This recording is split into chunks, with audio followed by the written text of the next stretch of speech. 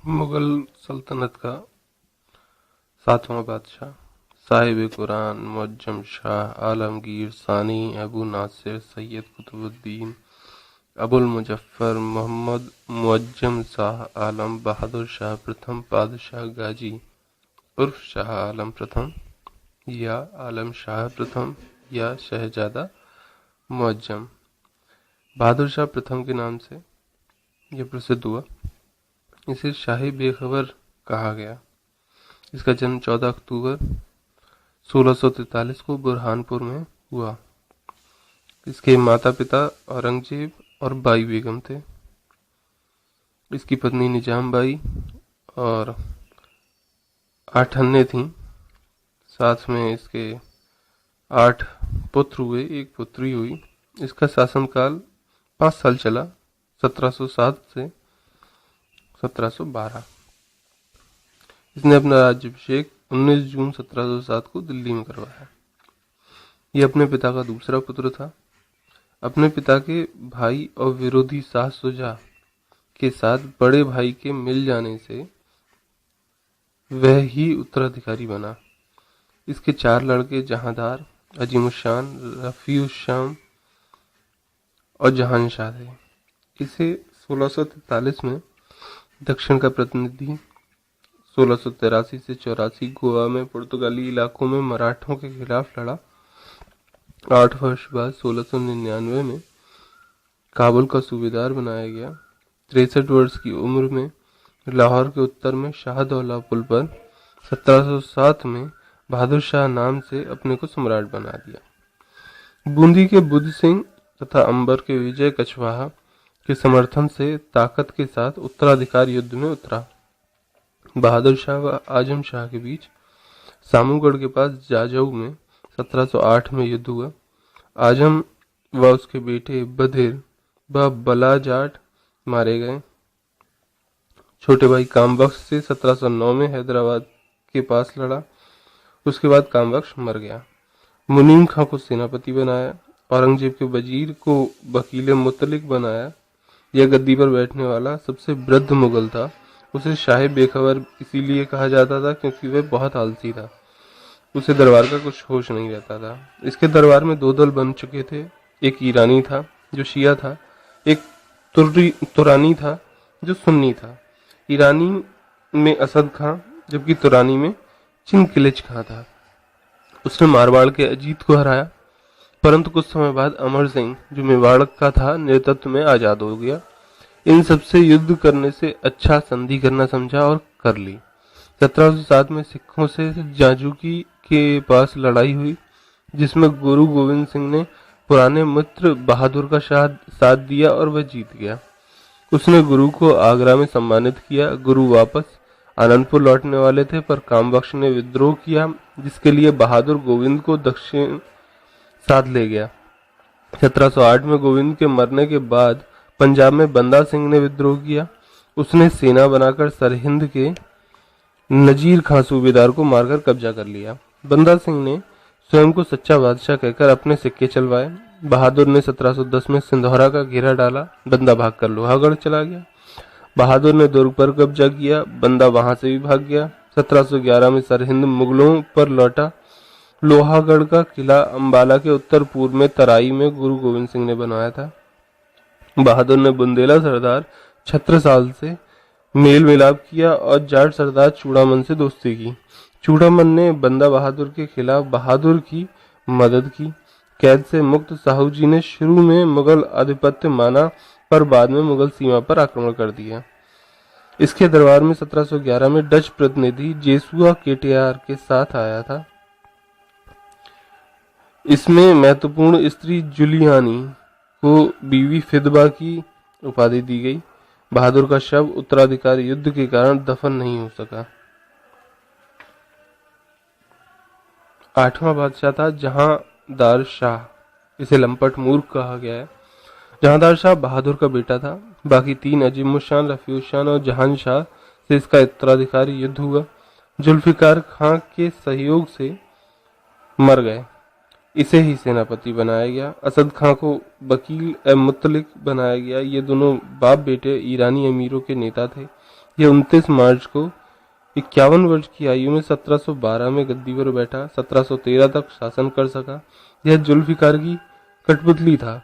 इसने आमेर के जयसिंह को मालवा का सूबेदार और मारवाड़ के अजीत को गुजरात का शासक नियुक्त किया। जजिया समाप्त कर दिया। जुल्फिकार ने इजारा व्यवस्था को बढ़ावा दिया। इसमें भू राजस्व के लिए ठेकेदारी और बिचौलियों की प्रथा थी। इसमें किसानों से कितना भी धन लेने के बदले एक मुश्त धन बादशाह को देना होता था। बादशाह की सलाहकार एक लाल कुंवर नाम की वेश्या थी। इसे अजीमुशान के बेटे फर्रुखसियर ने पटना से सूबेदार सैयद हुसैन अली व उसके बड़े भाई इलाहाबाद के सहायक सूबेदार अब्दुल्ला खां की मदद से जहांदार शाह को अपदस्थ करना चाहा। इन दोनों सैयद बंधु को इतिहास में शासक निर्माता कहा जाता है, क्योंकि इन्होंने कई मुगलों को राजा बनाया और पद से हटाया। 1713 में आगरा में इनसे जहांदार शाह परास्त हुआ और असद व जुल्फिकार ने इसकी हत्या 1 महीने में कर दी। अगला राजा नवा राजा फर्रुखसियर था। इसे घृणित कायर कहा जाता है। 1713 में सैयद बंधु की मदद से बैठा। उसने अब्दुल्ला को वजीर और हुसैन को अमीर उल उमरा तथा मीर बख्शी बनाया। गद्दी पर बैठते ही जुल्फिकार की हत्या कर दी गई और पिता असद को जेल भेज दिया गया। 1715 में बंदा को 740 समर्थकों के साथ बंदी बनाकर इस्लाम न कबूलने पर मार डाला। 1716 में बंदा को फांसी दे दी गई। इस प्रकार सिख विद्रोह शांत हुआ। 1717 में इसके दरबार में कलकत्ता से जॉन सरमन एडवर्ड का शिष्टमंडल आया। इसमें बिसियम हेलमेट जो सर्जन था वह ख्वाजा से हुर्द आर्मीनियाई दुभाषिया भी था। हैमिल्टन ने राजा की बीमारी ठीक की। तब इसने खुश होकर 1717 में एक फरमान जारी किया जिसके तहत 3000 वार्षिक कर के बदले बंगाल का व्यापार अंग्रेजों को मिला। फर्रुखसियर अब सैयद बंधु से मुक्त होना चाहता था, पर इसका षड्यंत्र वे भांप गए थे और फर्रुखसियर को अपदस्थ कर आंखें निकलवाकर मार डाला। 10वां राजा रफी उद्दाराजात सबसे कम काल शासक 28 फरवरी से 4 जून 1719 तक केवल शासन कर सका। इसे सैयद बंधु ने बैठाया था। इसके समय नेक्सियर को विरोधियों के ने आगरा की गद्दी पर बैठा दिया। यह अकबर द्वितीय का पुत्र था और रफी उद्दाराजात क्षय रोग से मरा। अगला राजा 11वां रफी उद्दौला। इसे सैयद बंधु ने 6 जून को 1719 में बिठाया। इसकी उपाधियां शाहजहां शानी शाहजहां द्वितीय की धारण की। यह दूसरा सबसे कम शासन करने वाला शासक मुगल था। यह रफी उद्दाराजात का भाई था और सैयद बंधु की कठपुतली था। इसकी मृत्यु 17 सितंबर 1719 में पेचिश से हुई। अगला राजा 12वां नेक्सियर। यह अकबर द्वितीय का पुत्र था। इसे सैयद बंधु ने बिठाया। सितंबर 1719 में और जल्दी ही मोहम्मद इब्राहिम को बिठाने के लिए इसे गद्दी से उतार दिया गया। मोहम्मद इब्राहिम रफी शान का पुत्र था। इसे भी सैयद बंधु ने बिठाया और इसे गद्दी से उतारकर धोखे से मरवा दिया। 14वां राजा मोहम्मद शाह रोशन अख्तर। इसे रंगीला बादशाह कहा जाता है, जो इसके ऐलानों की वजह से था। यह 1719 से 1748 तक राज्य करता रहा। इसे सैयद बंधु ने बिठाया। वह जहान शाह का चौथा बेटा था। इसके काल में बंगाल, बिहार, उड़ीसा, निजाम मुल्क ने दक्कन स्वतंत्र कर लिए। उड़ीसा में मुर्शिद अली, अवध में शहादत, रोहिला भी गंगा दोआब में स्वतंत्र हो गए। इसके शौक पशु लड़ाई, शबाब और शराब था। इसने ईरानी नेता अमीन राजमाता कुदासिया बेगम के साथ मिलकर 1720 में हैदर बेग से हुसैन अली को मरवा दिया। भाई का बदला लेने अब्दुल्ला हारकर जहर देकर मार डाला गया। फारस के शाह नादिर शाह ने 1739 में मोहम्मद शाह पर दिल्ली में आक्रमण किया। इसी समय मयूर सिंहासन व कोहिनूर दोनों ही ले गया। ये बाजीराव प्रथम 1737 में चढ़ाई करने आया तो बादशाह ने कोई विरोध नहीं किया। अहमद शाह 1748 से 1754 तक शासन करता रहा। यह 15वां बादशाह था। यह नर्तकी का बेटा था। अवध के सूबेदार सफदरजंग को वजीर बनाया। राज्य हिजड़ों व औरतों के गिरोह की मुखिया राजमाता उधम बाई के हाथ में था, जो मोहम्मद शाह की बीवी थी। बादशाह के प्रिय हिजड़ा जावेद खां को नवाब बहादुर के नाम से दरबार में जगह दी। राजमाता को बेलाए आलम माना गया। उसने 2.5 साल के पुत्र को पंजाब का गवर्नर बना दिया, 1 वर्ष के पुत्र को डिप्टी बना दिया। कश्मीर का गवर्नर सैयद साहब बच्चे को और 15 साल के लड़के को डिप्टी बना दिया।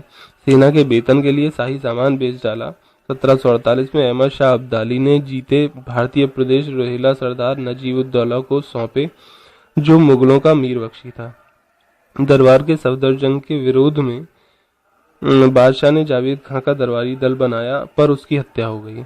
निजाम मुल्क सफदरजंग के बीच सत्ता संघर्ष हुआ। मराठा मल्हार राव के साथ इमादुल मुल्क सफदरजंग की जगह वजीर बन गया। इमादुल ने बादशाह को दरबारियों की सहमति से अपदस्थ कर अंधा कर सलीमगढ़ की जेल में डलवा दिया। 16वां राजा अजीजुद्दीन या आलमगीर द्वितीय 1754 से 1759 तक राज करता रहा। यह जहांदार शाह का पौत्र था। यह इमादुल की कठपुतली था। बाद में उसी ने 1759 में हत्या करवा दी थी। 1756 में अहमद शाह अब्दाली ने चौथी बार दिल्ली लूटा। सिंध पर अपने बेटे तैमूर को शासन करने छोड़ गया। 1758 में मराठा ने दिल्ली पर आक्रमण कर पंजाब जीता और तैमूर भाग गया। आलमगीर द्वितीय असहाय दर्शक था। 1757 में प्लासी का युद्ध हुआ। बंगाल अंग्रेजों के पास चला गया। भूखे मरते सैनिक विद्रोह रोज की बात थी। 17वां शासक आलम शाह द्वितीय या शाह आलम द्वितीय 1759 से 1806 राज करता रहा। अपनी असली नाम शहजादा अली गौहर था। इसने इलाहाबाद की संधि अंग्रेजों से की। वह ईस्ट इंडिया कंपनी की पेंशन पर जी रहा था। अब्दाली से बचने को इसने मराठा सहयोग मांगा, पर वे 1761 में पानीपत तृतीय में हार गए। उसने 1764 में अवध के सुजाउद्दौला व बंगाल के भगोड़े मीर कासिम के साथ अंग्रेजों से बक्सर का युद्ध लड़ा और इलाहाबाद संधि कर ली। इस संधि से कोड़ा इलाहाबाद अवध से मुगल को मिले। बंगाल बिहार की दीवानी 26 लाख सालाना खिराज पर अंग्रेजों को मिली। वजीर नबीउद्दौला के कारण बादशाह दिल्ली नहीं लौट पा रहा था। उसने मराठा मदद के बदले कोड़ा और इलाहाबाद दे दिए। महादजी सिंधे की मदद से वह 1771 में दिल्ली लौटा। अब मराठों की कठपुतली बन गया। अंग्रेजों ने इलाहाबाद की संधि तोड़ी और खिराज बंद कर दिया और कोड़ा व इलाहाबाद कब्जे में ले लिया। 1803 से 1805 दूसरे आंग्ल मराठा युद्ध तक बादशाह मराठों की शरण में रहा। 1803 से 1805 के मराठों के युद्ध में जनरल शेख ने महादजी को हराया था। अब दिल्ली पर अंग्रेजों का कब्जा था। बादशाह बूढ़ा व अंधा जो 1806 में मर गया। शाह आलम द्वितीय या पुत्र अकबर द्वितीय 1806 से 1837 उससे लॉर्ड हेस्टिंग ने कहा वह कंपनी के क्षेत्र पर बादशाहत का दावा छोड़ दे। उसने पेंशन भी कम कर दी। बादशाह ने राजा राम मोहन राय को राजा की उपाधि दी और उसने इंग्लैंड जाकर पेंशन बढ़ाने की सिफारिश करवाई। 1837 से 1857 तक बहादुर शाह जफर 19वां जो मुगल था या अंतिम बादशाह जो था उसने राज किया। 1857 में इसे हिंदुस्तान का सम्राट बना दिया क्रांतिकारियों ने। यह भी अंग्रेजों का आश्रित ही था, पेंशन पर जी रहा था। 1857 के समय 82 वर्षीय था। गिरफ्तार कर मुकदमा चला और रंगून निर्वासित कर दिया गया। जिस दिन जफर मरा उसी दिन उसके 2 बेटों व पोतों को भी गिरफ्तार कर मार डाला गया और बादशाह को उसकी पत्नी जीनत महल के साथ रंगून की मांडले जेल में रखा गया, जहां वह मर गया और वहीं पर उसका मकबरा बना दिया गया। स्वेडागोन पैगोडा के पास रंगून में इसका एक मकबरा है।